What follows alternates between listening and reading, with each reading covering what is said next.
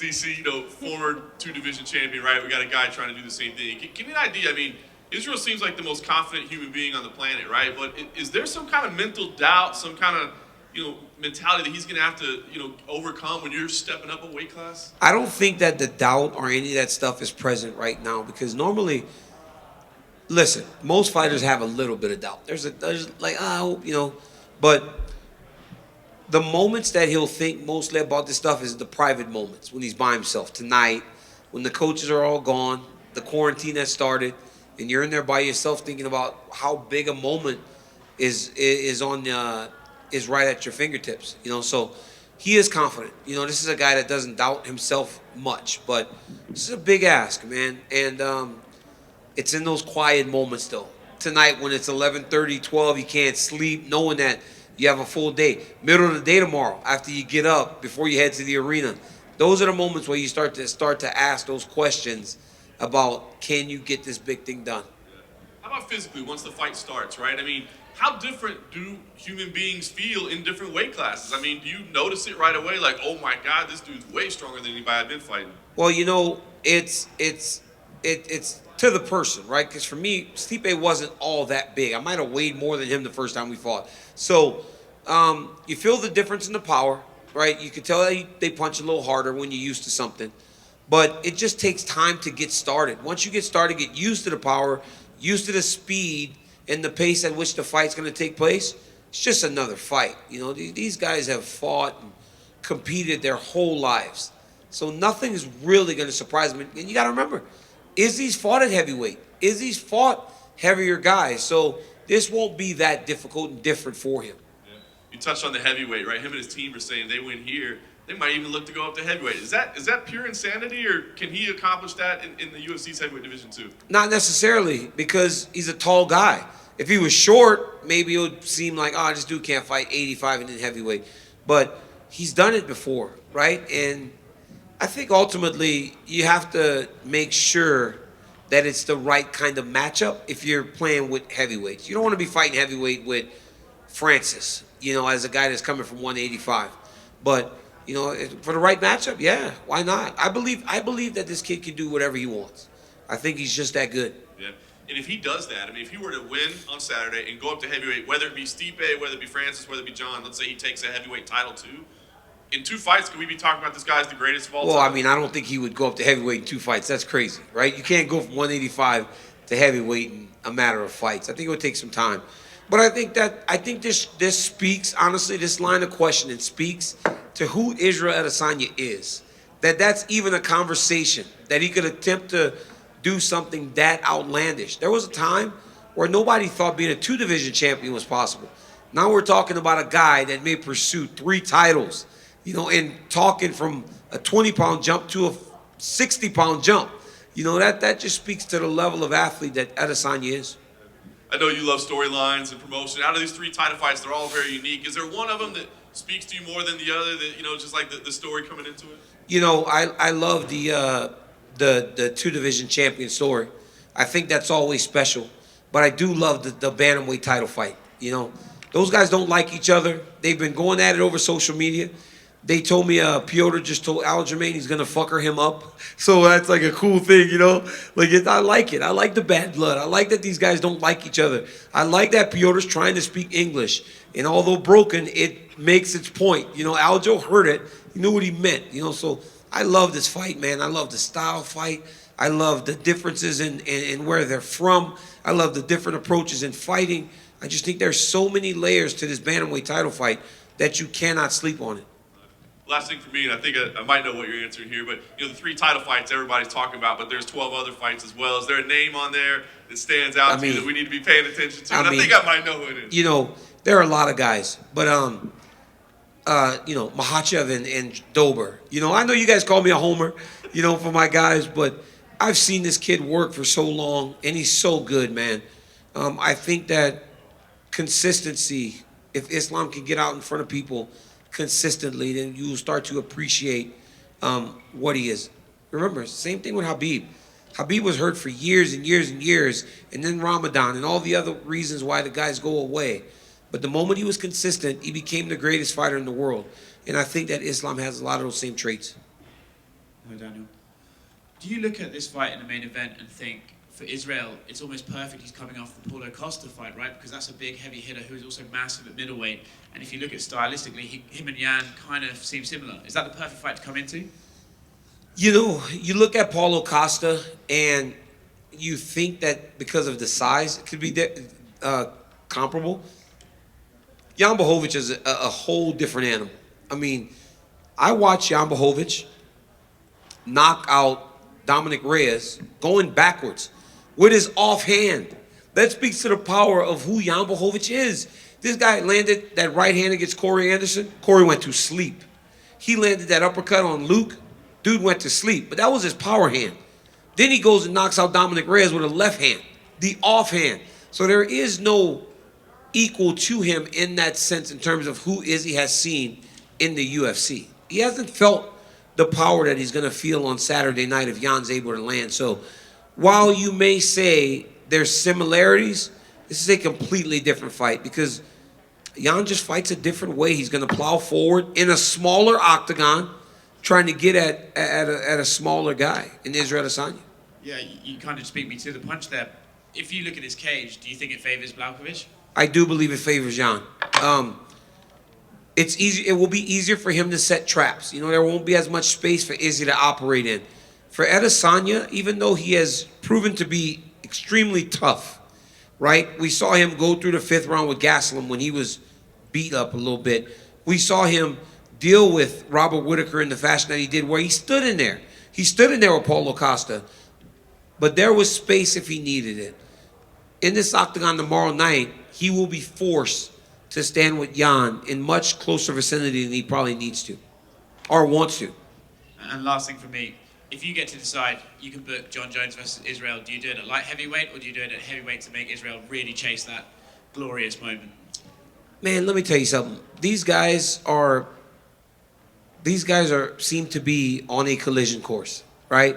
I know what that feels like. You know, I know what Izzy feels. It's frustrating. You want to get your hands on the guy. But ultimately, if you're Team Adesanya, you don't give him all the advantages, right? You make him, if he's gotten so big, you make him come back down, right? We didn't fight at heavyweight when I was undefeated. He said it, and I did it.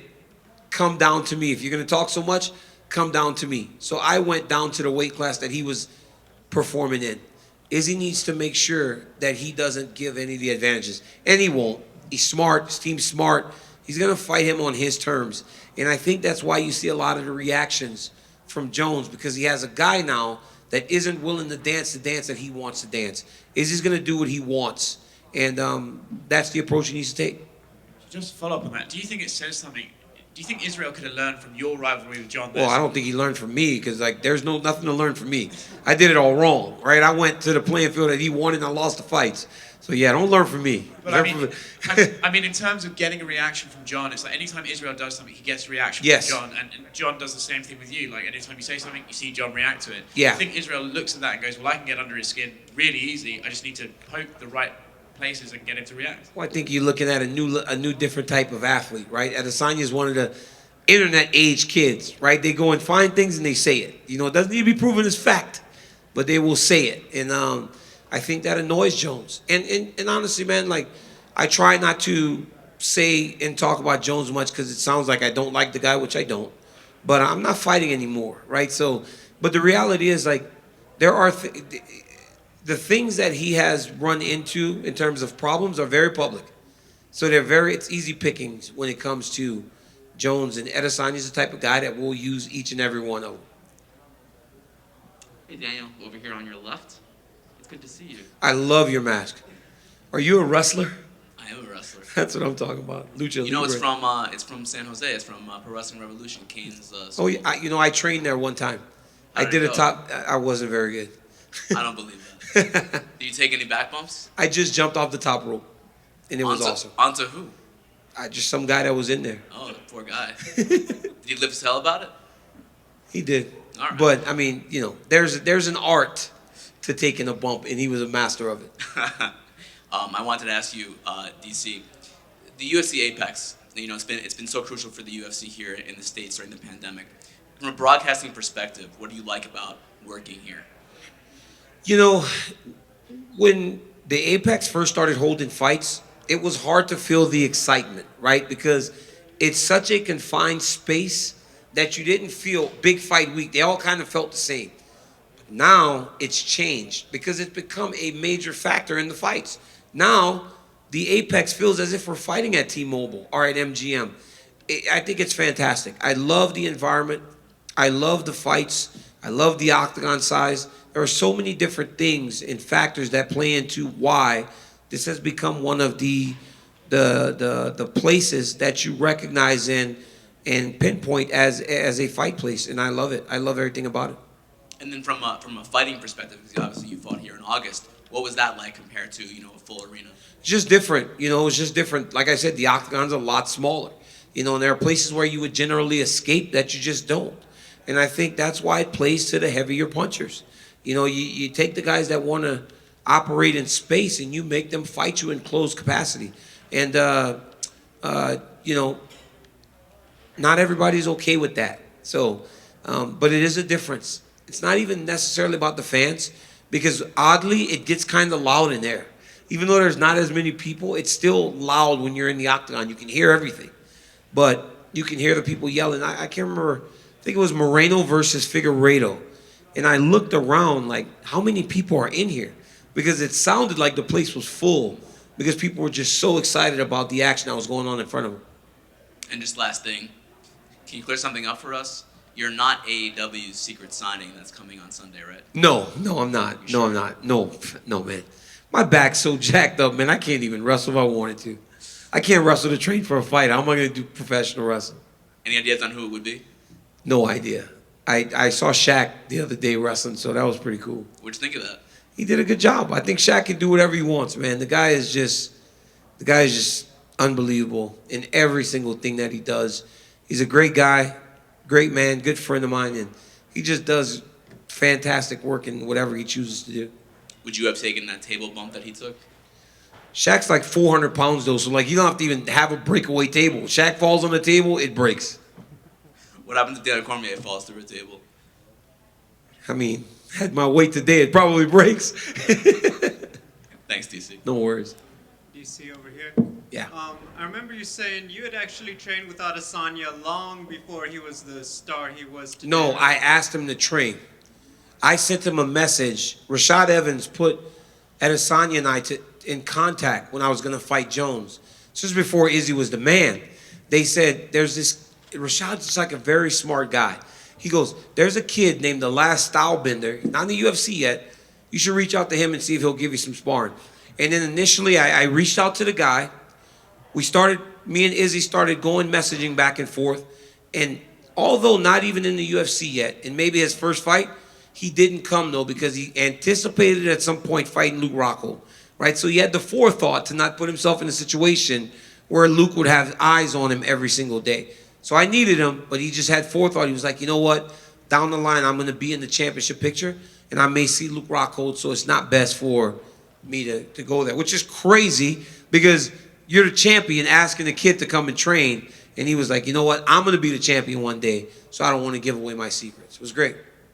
You obviously meet a lot of people doing the commentary, probably coming through AKA. When you first meet a guy like Israel Adesanya, do you sense that, you know what, this kid is special compared to the many you meet? Some people have it. Some people have it. Like, it didn't take a genius to see Cain Velasquez was the man, or that Habib is the man. Like, Israel Adesanya has that same type of vibe. It's like an aura about these guys. Like, he walked in the day on the set of the weigh-in show, and I go, you're breaking through, right? You're not just an MMA guy anymore. You're breaking through. I can feel it. I can see it. And he's one of those guys that just kind of has it. Thank you. No worries. DC, real quick thoughts on Dominic Cruz's return fight against Casey. So excited to see Cruz in a fight situation. Listen, he processes information much quicker than most people, and he gave us a great answer in terms of the matchup with him and Casey. Great fight, big spot for Casey Kenny, a chance to beat a former champion.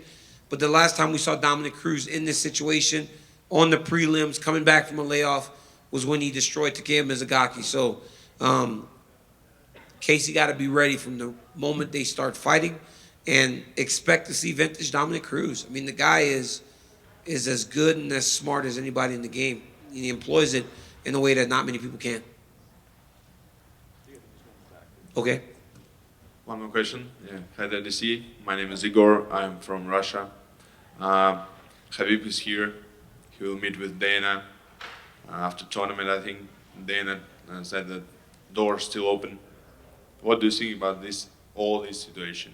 You know, if, like I said last time, if Khabib agrees to see you and discuss it, you continue to do it. You continue to do it until eventually there's just no other option, because he's one of the biggest stars in the whole world. So you want him competing if you can get him to do it. I don't know. I don't know if he's going to fight, but I do know that if he doesn't fight, Islam Makhachev is a guy that does have potential to be the UFC champion.